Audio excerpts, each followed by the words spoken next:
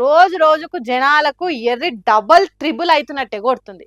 బుర్రకో బుద్ధి జివ్వకో ఋషి అన్నట్టు తిక్క రేపి కక్కుకొని చచ్చే పనులు చేస్తున్నారు. ఎర్రి 1000 తలలు అన్నట్టు మీకు రెండు ఎర్రి ముచ్చట్లు చూపిద్దామని పట్టుకొచ్చిన. చూసి మీకేమనిపించిందో కామెంట్ చేసుడు మరవద్దు.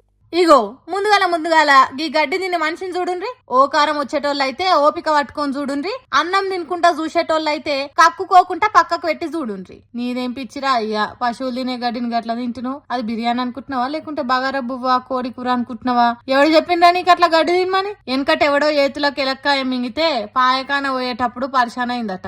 అగో అట్లనే ఉన్నది నీ కథ కూడా. ఎవరు ఏది తినాలనో పద్ధతి ప్రకారం ప్రకృతి మనకు నేర్పింది. మనుషులు అన్నం తినాలి, పశువులు గడ్డి తినాలి అని. పచ్చగడ్డి దొరికినప్పుడు పశువులు దెబ్బ తిని తర్వాత నిమరేస్తాయి. అంతేకాదు పశువులకు గడ్డి అరిగేతానికి కడుపులో రసాలు ఊరుతాయి. అట్లా మనుషులకు ఉండదు కాబట్టి అన్నము రొట్టెలు తింటున్నాం. అది నీకు తెలుసో తెలియదో మాకు తెలియదు గాని మంది చూస్తున్నారు కదా అని మంచి చెడు ఆలోచన వేయకుండా బుక్కల కొద్ది నోట్లో ఉక్కుకొని తింటున్నావు. తినేటప్పుడు ఓకే గాని పోయేటప్పుడు పరిశాన్ ఉంటది.